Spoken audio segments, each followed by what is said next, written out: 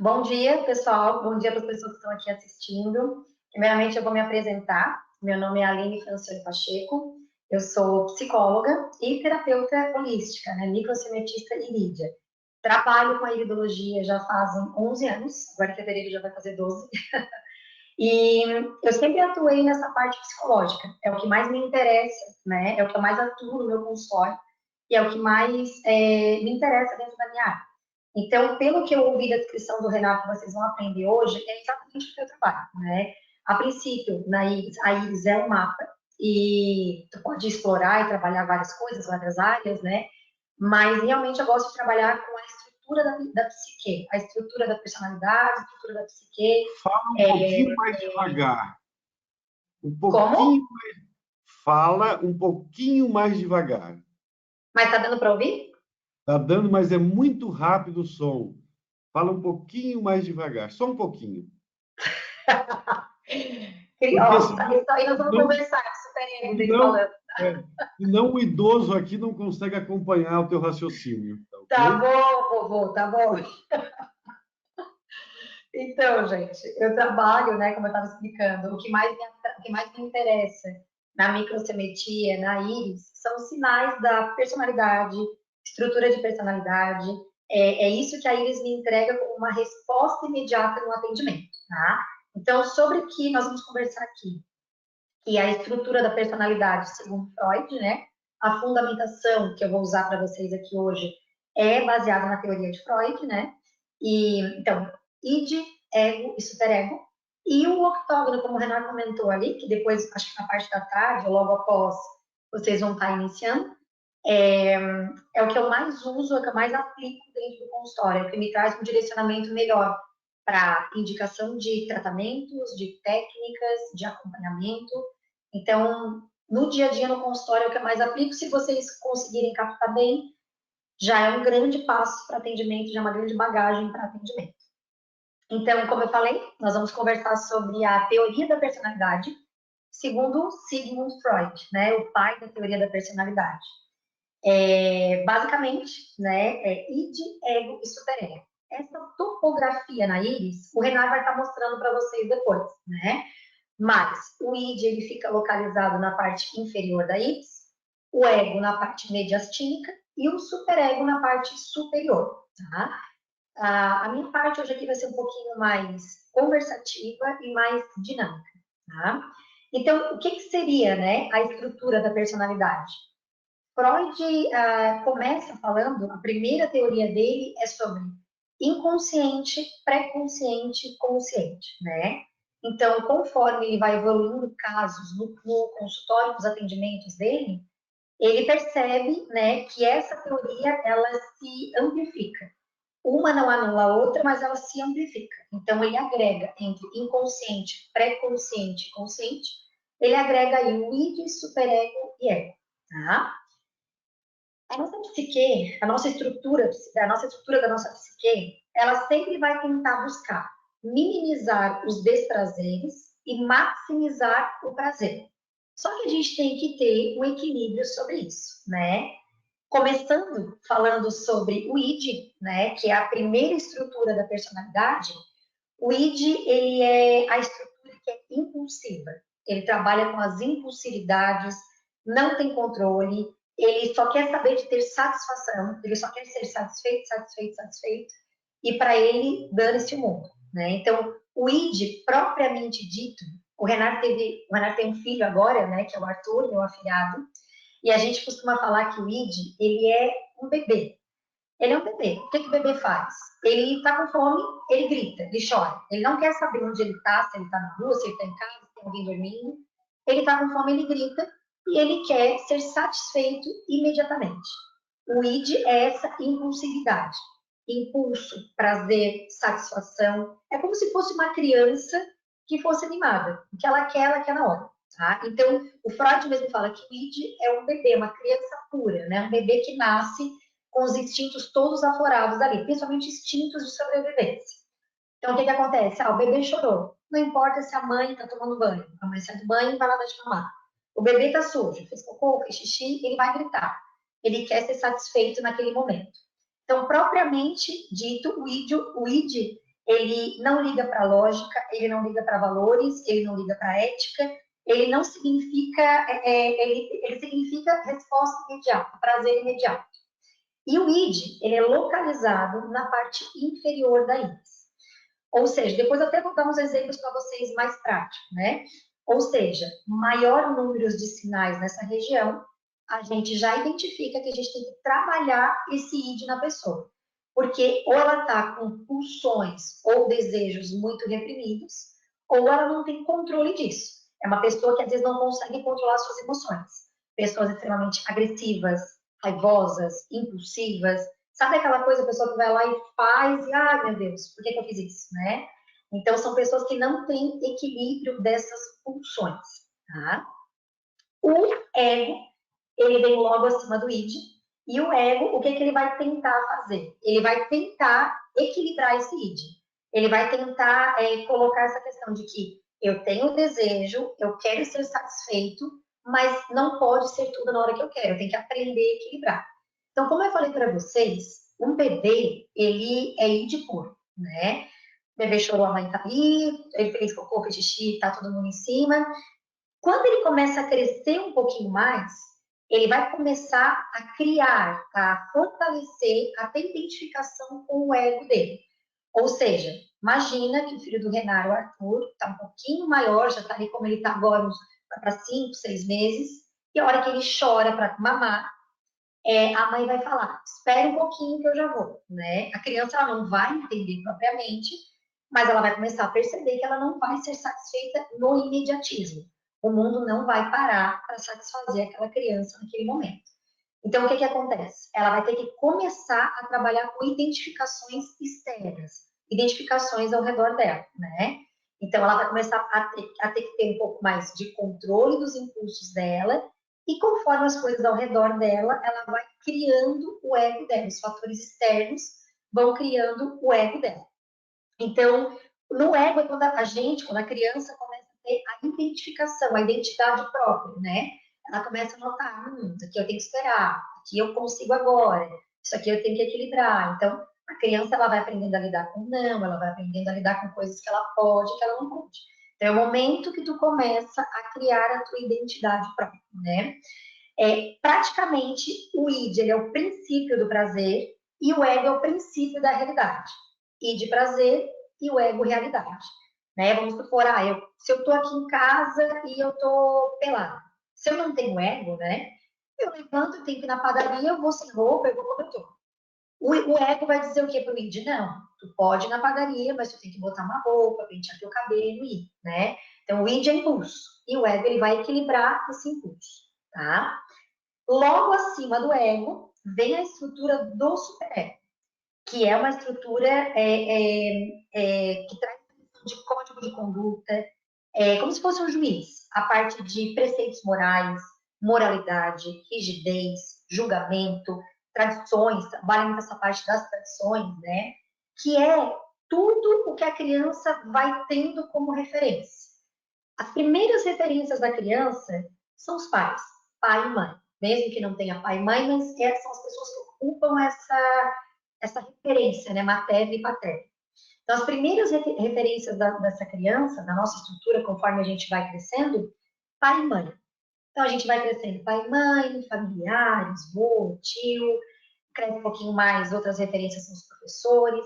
Conforme essas referências, nós vamos criando a nossa conduta, a nossa ética, as nossas tradições, os nossos valores, o que pode e o que não pode, o famoso não, não, né? Então, por isso que é tão importante não ficar tanto na rigidez conforme essa criança vai crescendo. E principalmente nesse período, no período do superego, é onde a gente vai criando essa questão de aceitação, trabalhando a nossa aceitação, tá? Então, de uma forma resumida, o que eu falei agora, id, impulsos, impulsões, o id ele não tem forma, o id ele é selvagem, tá? O ego tenta equilibrar um pouco essa selvageria do id, e o superego é a estrutura das nossas referências, né? Condutas, códigos de ética, ele vai trazer mais esse equilíbrio, ele mais rigidez. Para vocês entenderem de uma forma um pouquinho mais lúdica, imagina um homem montado num cavalo. O id é o cavalo. O id é o cavalo selvagem. O cavaleiro, o homem, ele é o ego, tentando equilibrar esse cavalo. As rédeas é o superego. Então, o cavalo id, o cavaleiro é o ego e as rédeas o superego. Só para vocês terem mais ou menos uma estrutura aí na cabeça do que é tudo isso. Bom, falando de uma forma lúdica, como a gente está aqui, de uma forma teórica, a gente pensa, tá, legal, mas e aí, né? Como é que a gente vai aplicar isso no consultório? Como é que a gente vai colocar isso no dia a dia? Como é que a gente vai trabalhar isso nos nossos pacientes, né? O segredo disso é equilibrar, saber trazer para o paciente o equilíbrio entre id, ego e superego, tá? Essa psique equilibrada traz uma vida saudável, traz um controle melhor das emoções, uma modulação emocional e saudável para o nosso paciente. Tá? Então, a íris, de certa forma, o paciente chega na minha sala, eu vou conversar, ver as queixas, enfim, né? Mas é na íris que eu vou ter a resposta imediata do que eu preciso trabalhar com esse paciente. Por exemplo, né? Só para vocês terem uma ideia, quando eu percebo que a pessoa ela tem depressão, tendência à depressão ou sintomas depressivos, o maior número de sinais dela, 90% dos casos, vai estar na região do superego. Depressão, sentimentos deprimidos, tendência depressiva. É sempre no superego. Por que no superego? Porque é no superego que vem a rigidez, a repressão. Eu tenho vontade disso, mas não pode. Isso é feio, isso é pecado, isso não pode, eu não aprendi dessa forma. Se eu fizer isso, eu não vou ser aceito, né? As pessoas não vão me amar, eu não vou ser aceita. Então, o superego geralmente fica localizado patologia depressão, patologia depressiva, né? Por quê? Porque vem muito essa estrutura de rigidez, moralidade, eu preciso ser aceito. Imagina assim, ó, uma criança que tirou 10 numa prova, fez uma prova e tirou 10. Qual a primeira reação da gente? Quando a gente é criança, na escola tirei 10 numa prova. A nossa primeira reação é o quê? Nossa, vou chegar em casa e vou lá mostrar para meu pai, para minha mãe, né? Por que a gente faz isso? Porque a gente quer ser aceito. A gente quer ser aceito, a gente quer ser acolhido e a gente quer o reconhecimento das nossas referências, dos pais, no caso, né? O pai e a mãe pode dizer, nossa, que legal, meu filho, parabéns, que bom, tal, tal, tal, tal. É um acolhimento, então, ou seja, ele está sendo aceito. Ou o pai e a mãe pode dizer, legal, mas não fez mais do que a tua obrigação. Ou seja, aí já começa a se instalar a questão de autocobrança, autopunição, rigidez. Eu sou bom, mas eu tenho que ser melhor. Isso aqui tá bom, mas tem que ser melhor. Então a pessoa já começa a crescer com essa estrutura de que ela é boa, mas não o suficiente. Ela é boa, mas ela tem que ser melhor. Ela é boa, mas ela não dá conta. Então isso fica muito instalado no superego. Até que a gente vai crescendo, enfim, e isso vai tornando uma questão cansativa, uma questão de nunca ter satisfação. Faço, nunca tá bom, não tô feliz, fiz isso, mas não tô contente. Então, essa rigidez, ela vem muito desse superego, dessa estrutura. Porque a gente, tô falando muito da criança, referência paterna, mas a gente cresce sempre buscando referências. Quando é criança, pai, mãe, familiar, depois cresce, são os professores. Até hoje, depois de adulto, pode perceber que a gente está sempre tentando buscar alguma referência para a gente. Eu me identifico com aquela pessoa, eu sigo aquela pessoa, essa pessoa é um guru para mim, a gente está sempre tentando buscar gurus na nossa vida, né? Pessoas que são referências e a gente tenta se espelhar, ou enfim, seguir aquela referência. Quando a gente perde referências, parece que a gente fica órfão, a gente fica carente. Pode ver que a gente está sempre buscando ponto de referências, e isso vem desde a nossa estrutura psíquica, tá?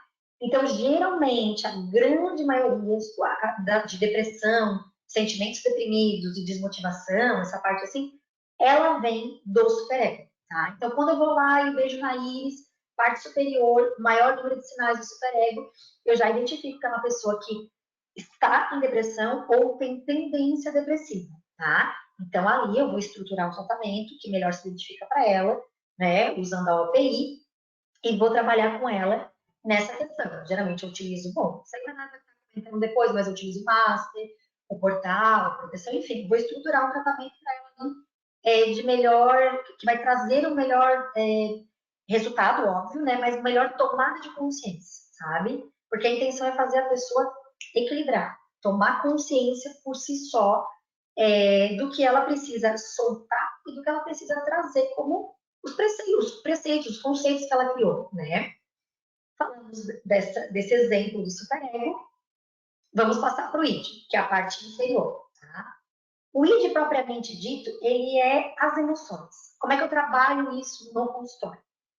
Parte inferior da íris, maior número de sinais, logicamente dependendo dos números, os sinais que tem ali, se é uma psora, se é uma lacuna, se são pontos de defeitos, enfim, a gente vai identificar melhor as emoções que estão ali reprimidas. Então, como que a gente trabalha pessoas com maior número de sinais? Como é que estão os prazeres na vida dela, né? Você está reprimindo muito seus prazeres? O que te dá prazer que você não está fazendo mais? O que você tem vontade de fazer que você está segurando, que você está reprimindo? Né? Eu sempre tento trabalhar essa questão dos prazeres. A libido sexual, como que está o teu prazer sexual? Como que está a tua disposição para namorar? Tipo, não tem tanto libido, não tem vontade, não consigo me satisfazer, não tem ereção, tem ejaculação precoce. Enfim, geralmente não, né? A questão da sexualidade é muito relacionada à questão do id, né? Então, o que a gente tem que trabalhar ali? Ali, propriamente, é a raiz, emoções, modulação emocional. Então, eu costumo indicar muito, né? Geralmente, quando eu vejo que tem muita repressão, sei lá, vou pegar um exemplo, pontos de defeitos, tá? Pontos de defeitos, que é uma pessoa que tem muita raiva retida, raiva contida, uma pessoa muito visceral, sabe? Essas pessoas que são mais visceral. O que eu costumo indicar? Além do tratamento, uma luta. Faz um box, vai dar um soco, vai dar um grito, vai quebrar alguma coisa, coloca essa raiva para fora. Porque a gente tem que ensinar o paciente a canalizar essas emoções, jogar essas emoções para alguma coisa, tá? Então, assim, vai colocar para fora. Por quê? Porque se ela segura, ela vai estourar alguma coisa. Provavelmente tu conhece alguém que a pessoa é tranquila, de repente tem, sei lá, uma caneta fora do lugar e a pessoa, bum, na sua história. Por quê? Ela tá reprimindo, depois, num ponto, ela vai estraçalhar, sabe? Ou aqueles casos clássicos, nossa, mas era tão querido, era tão calminho, foi lá e matou a mulher, sabe? Então, são pessoas que não têm controle, não conseguem canalizar a energia do id, a energia inferior da id. Então, propriamente no id, além de tratamento, é legal redirecionar o teu paciente a conseguir canalizar emoções, né? Tem muitas lacunas. Chora. Eu sempre peço para a pessoa, tu tem chorado? Tu consegue chorar? Não consigo. Senta, coloca uma música triste, vai ver um filme triste, vai lembrar de uma coisa triste, mas tu precisa chorar, ter esse vômito de emoções, né? Então, lacuna, peço para chorar, pontos de efeito raiva, canaliza, soco, boxe, luta, chute, né? Então, conforme cada situação, geralmente chora, são pessoas que trancam muito, eu peço para escrever, né, que são pessoas que elas não vão falar, porque elas têm muitas coisas abafadas, né? Então, eu peço, faz uma escrita, faz uma carta, coloca nesse papel. Enfim, eu vou dando algumas técnicas além do tratamento, tá? E aí, né, vocês podem ver que eu pulei do superego pro id. Por que eu fiz isso? Foi proposital. É porque o ego, ele fica como? Esgoelado no meio desses dois. Ele fica amassado. Imagina um balão, superego, id, e o ego, ele vai ser amassado no meio disso. Por isso que até mesmo para o Freud, o que é mais importante no tratamento, numa psicanálise, numa terapia, né? O que seria mais importante? Estruturar, fortalecer, trabalhar esse ego, porque o ego é o que a gente vai expor para o social, né? É o ego que vai trazer a nossa modulação, né? Do tipo, tenho vontades, mas não posso. Quero fazer aquilo, né? Então, o ego, ele vai trazer muito essa estruturação, esse externo, né? Sabe aquela coisa de, tô trabalhando, mas não tô tão feliz, tenho uma família, mas não tá, sei lá, nada me motiva. Geralmente é quando a pessoa está numa rigidez, numa autocobrança e com seus desejos reprimidos. Então, a gente vai mostrar que está sentindo alguma coisa, mas muitas vezes a gente está com um sentimento de inferioridade ali. Então, superego e depressão, e o ego é onde a gente identifica a ansiedade, tá? Superego e depressão, ego, ansiedade, id, emoções raiz, raiva, medo, alegria, sexualidade. Então, superego, depressão, ego, ansiedade, id, emoções. Maior número de sinais do superego é trabalhar essa questão de autoaceitação, autocobrança, autopercepção. Ego, trabalhar a questão do amor próprio, autoconfiança, segurança em si e equilíbrio dos desejos, né? E id, emoções raiz, né? Aquela coisa de vamos trabalhar, vamos colocar para fora essas emoções, tá? Então, o ego, propriamente dito, é quando a gente, é o famoso que a gente mais observa hoje em dia em consultório, né? Emoções, pânico, né? Essa questão do pânico, do paralisar, da ansiedade, da transtorno do TAG, né? Transtorno de ansiedade generalizada, tudo isso fica localizado na região do ego, né? Essas patologias que a gente consegue, que a gente está percebendo muito, né? Nesses últimos tempos aí, né? Então, o ego, ele é muito relacionado a isso. O pai comentou, né? O pai Colau comentou no início a respeito da morte da Maria Mendonça. Acho que até quem não é fã deve saber, porque está exposto aí nos noticiários, né? E por que eu estou puxando isso? Porque o que faz a gente pensar, né? O ego ontem de muitas pessoas deve ter ficado um pouco mexido, vamos dizer assim, né? Por quê? Porque a gente, é aquele momento que a gente para pensar, poxa vida, uma menina nova, trabalhando com todo sucesso, bem-sucedida, com dinheiro, com família, com filho, com tudo, do nada, estava indo trabalhar e morrer. Por que eu relaciono isso ao ego, né? Que a gente faz a gente pensar, caramba, né? O que eu estou fazendo da minha vida? Como é que eu estou vivendo hoje? O hoje tem muito a ver com equilibrar a ansiedade, porque geralmente a ansiedade está sempre um passo à frente no pensamento acelerado. Então, o que eu estou fazendo hoje? O que eu estou fazendo com a minha vida? Por que eu não estou realizando os meus desejos? Por que eu fico muito na rigidez, na autocobrança? Então, o ego ele vai fazer essa mediação de será que eu não tenho que mudar alguma coisa? Será que eu não tenho que rever algumas coisas na minha vida? Por que eu não me permito, né, trabalhar essa ansiedade, ou viver o hoje, viver o agora? Então, por isso é tão importante o ego. O ego ele vai trazer essas reflexões, né? E principalmente, o que eu tento sempre trabalhar no ego? Claro, o controle das emoções, o impulso das emoções, mas isso tudo que foi colocado na nossa cabeça enquanto a gente era criança, né?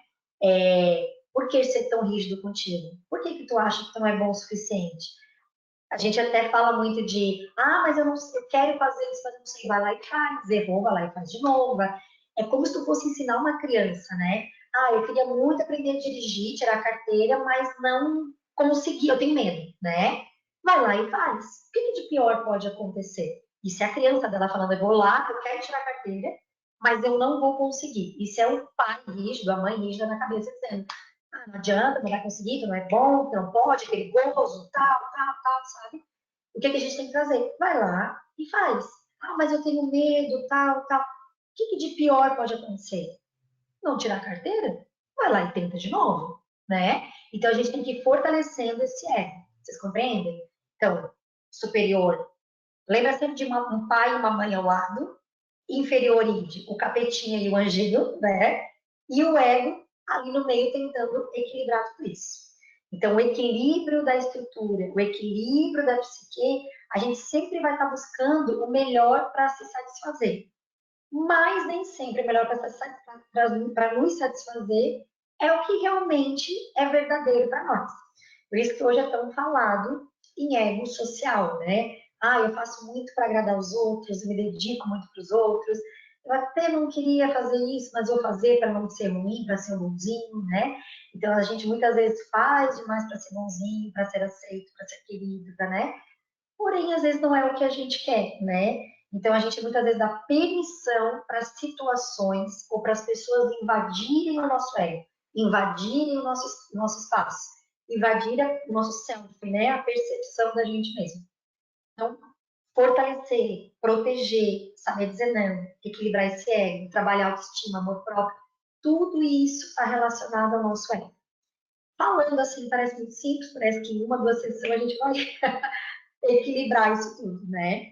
Mas eu costumo falar que na íris, né, na microcevetia irídea, com certeza, tá? Antecipa pelo menos aí umas 10 sessões de terapia.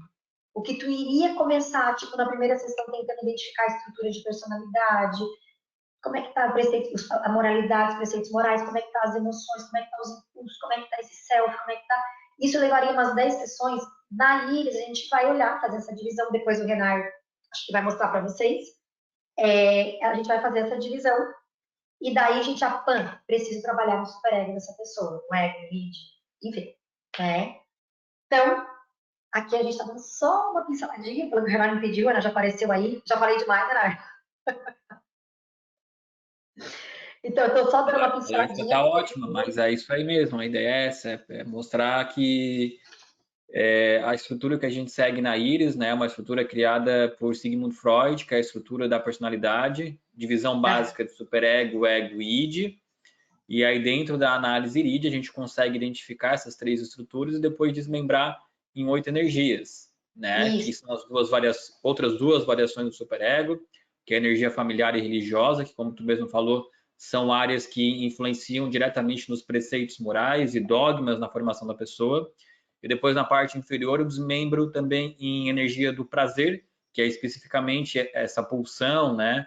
Não necessariamente uma questão de prazer sexual, mas muitas vezes um hobby, uma diversão. E também a energia cósmica, que é a necessidade que a gente tem de, muitas vezes, de mudar de atividade, de panorama, porque algo já ficou monótono para nós, né? Mas tudo parte dessa divisão inicial de superego, ego e id, né? E é importante... A partir daí, né?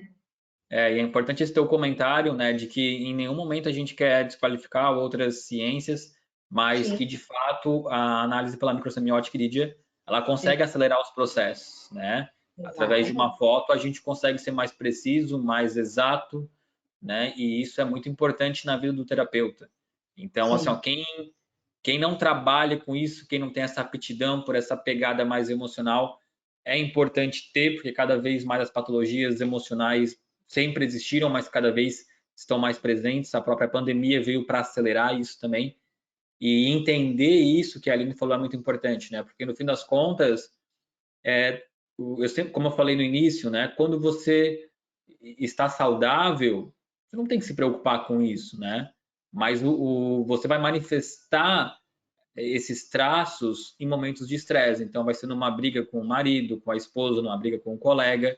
E aí que você vai ver se você é um tipo de pessoa mais taxativa, onde tem extrema dificuldade em mudar de opinião, ou se você é um tipo de pessoa que não se importa tanto com os ideais dos outros e é mais ligado com a sua própria necessidade de prazer.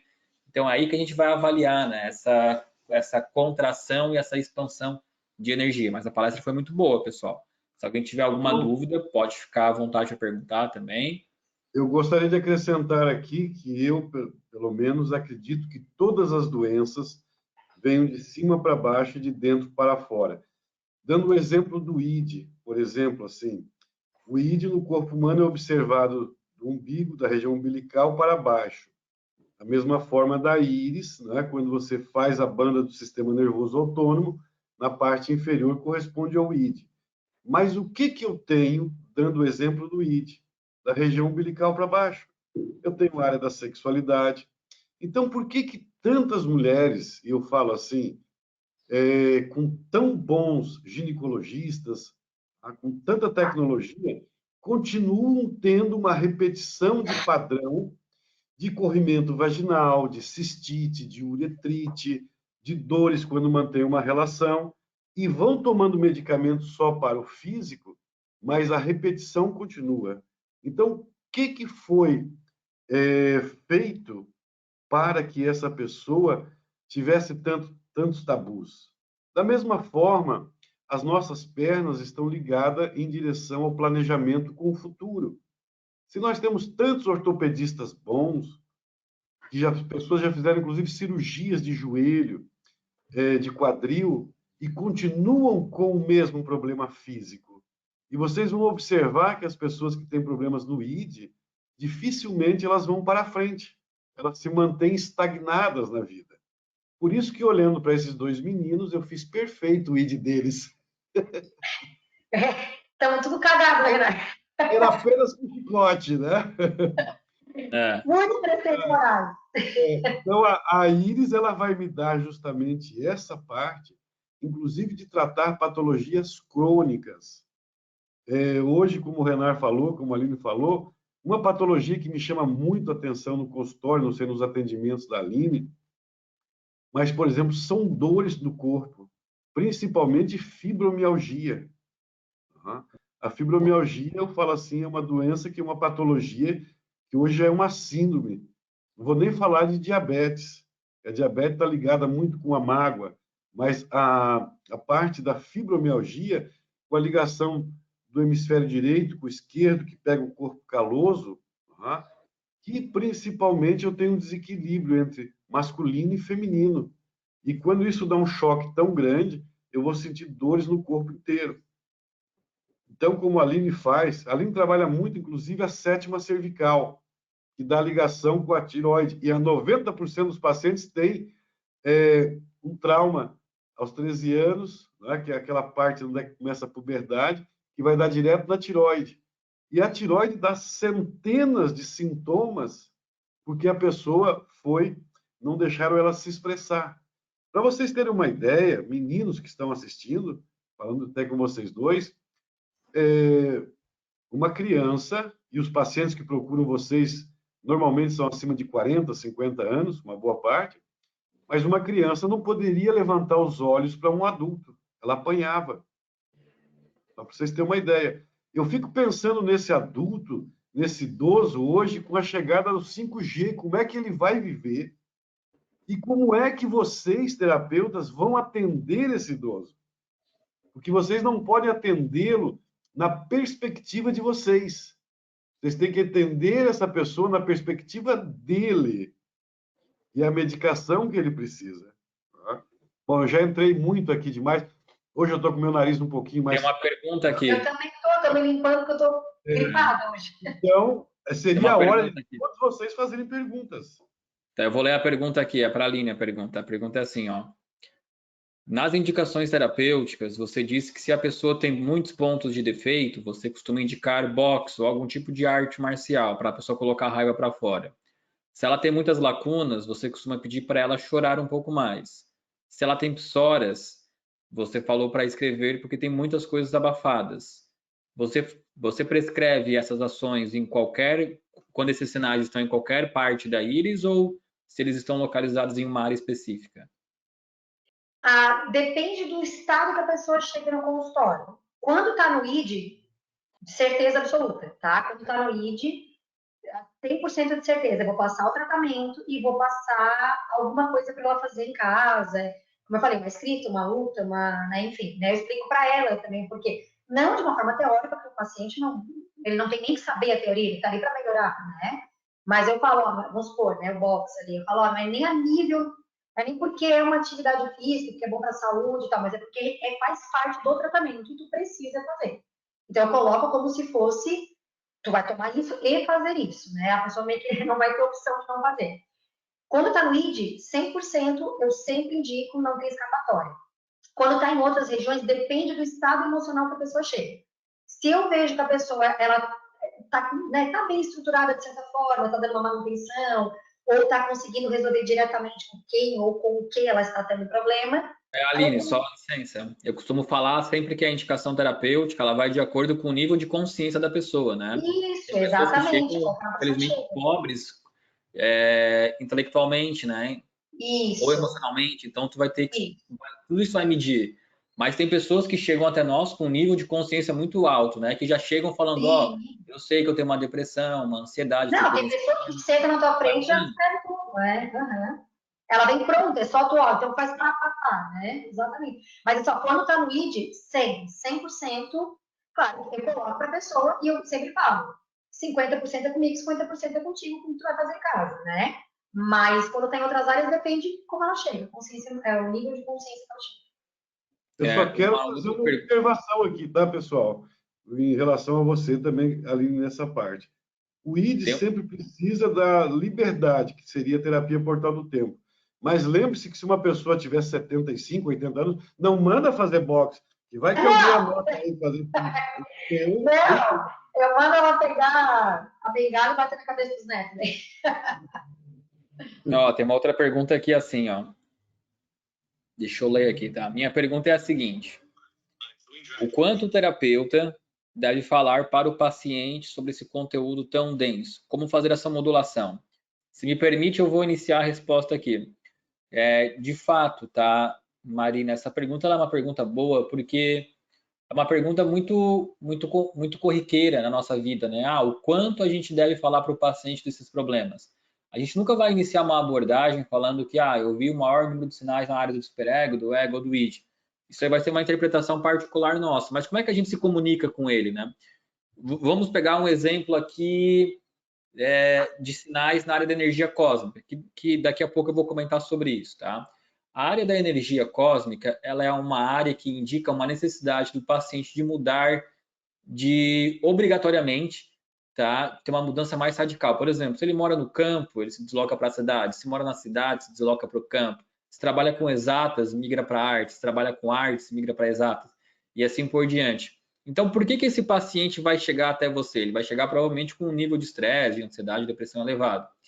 E dentro da consulta, você vai observar que existem sinais que tocam a área da energia cósmica. Você não vai falar para ele que está vendo isso, né? Você vai perguntar para ele com o que você trabalha. Eu sou economista, trabalho com números o dia todo. Você vai questionar, você já tentou, ou você não acha interessante, de repente, não mudar de atividade no trabalho, mas buscar uma atividade que vai exercitar ou fazer aflorar o seu lado artístico, de repente uma dança, de repente, entendeu? De repente uma atividade ao ar livre, você vai tirar ele da zona de convívio que ele vive, que é escritório e cálculo, e sugerir para ele que atividades artísticas, poéticas podem melhorar essa ansiedade, diminuir essa depressão dele.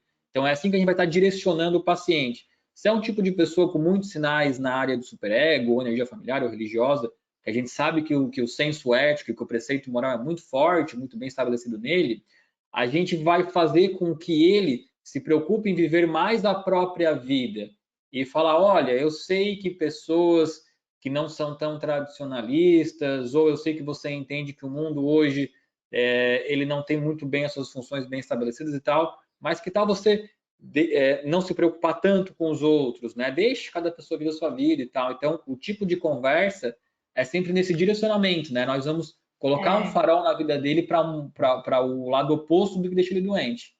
Ô, Renata, até como é que fala? Vou dar um bônus, né? Que tu falou perfeito. Até porque, assim, jamais vou... Não é nem jamais. O paciente, tu não tem que explicar isso dessa forma densa, até porque você teria que fazer uma formação para entender, né? Mas eu vou conduzir como o Renato falou ali, vou dizer isso, enfim, né? Não coloco para ele, tu tem mais sinal aqui, então não coloco isso, até porque tá comendo o tempo da conduta dele. Eu já sou mais prática, ele tá pagando a hora dele, ele quer um resultado, ele não quer aprender a teoria do mundo, né? Então eu já gosto de ser mais direta. O que eu te falei que eu vou dar um bônus, porque nós estamos falando, tu vai falar de energia do octógono depois, eu estou falando do ego e superego, e tem uma coisa que é muito legal, que assim, bom, acho que todo mundo sabe, né? A íris dominante, maior número de sinais na íris, tal. Tu vai de indicar algumas atividades ali, né? Se trabalha mais no campo, fazer coisas mais, né? Enfim, fazer vice-versa. Eu também gosto muito, Renato, de identificar o masculino e o feminino nessa pessoa, sabe? Sei lá, maior número de sinais no id, sei lá, o superego está na direita, que é o lado masculino, conflito com o masculino ali, né?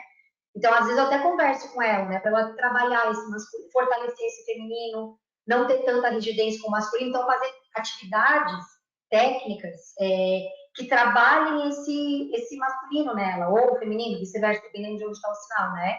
Então, às vezes, até eu peço, né? Técnicas que vão trazer mais o equilíbrio do yin e yang, assim, né? Que também ajuda bastante. Bastante mesmo.